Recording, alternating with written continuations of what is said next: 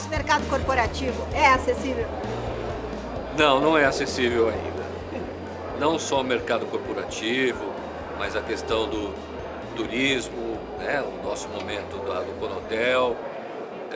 Toda vez que eu escuto alguém dizer que o turismo precisa é, ser mais motivado, eu sempre penso o seguinte: o que motiva um indivíduo a sair de casa para ir para uma cidade?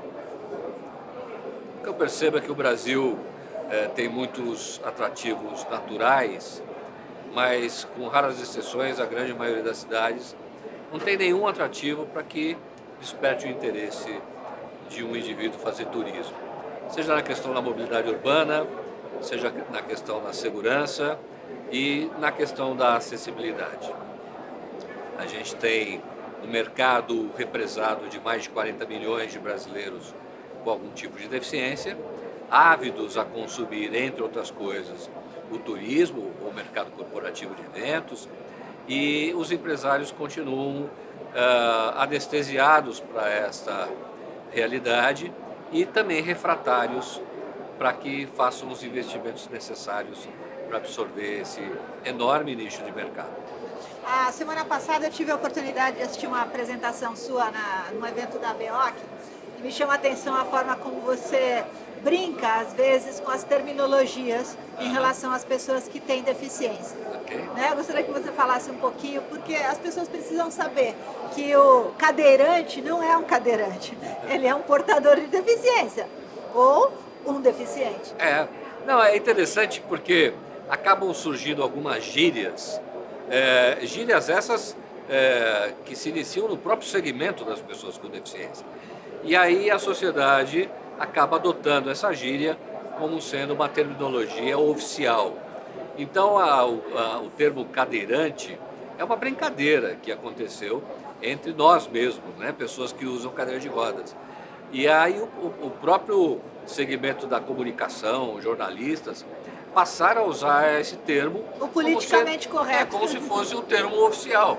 E aí eu sempre brinco, eu falo, não existe o verbo cadeirar, então obviamente não existe o cadeirante.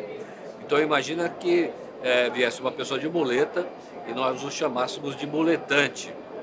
Então é importante que quando se trate do assunto de maneira formal, que a gente respeite a língua portuguesa e que a gente trate as pessoas com as suas características em função daquele contexto. Eu sou uma pessoa que tem uma deficiência, quando alguém quer se referir a mim como uma pessoa com deficiência, ela se refere em função do contexto.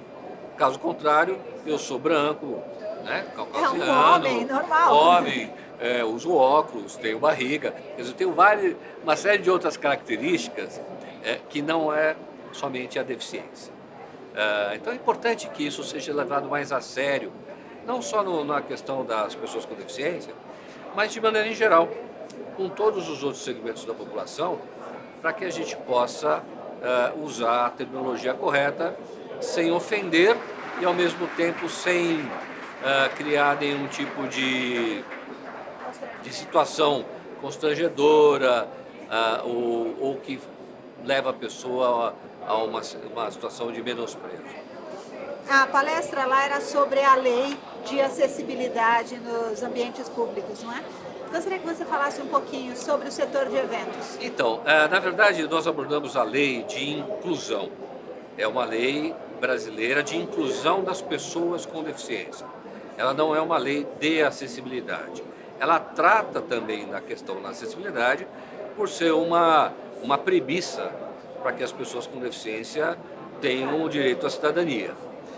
E ela, o que traz de novidade impactante e importante, que vai fazer com que o mercado talvez leve a questão da acessibilidade mais a sério, é que ela passa a tratar a falta de adequações razoáveis, adaptações razoáveis, como discriminação.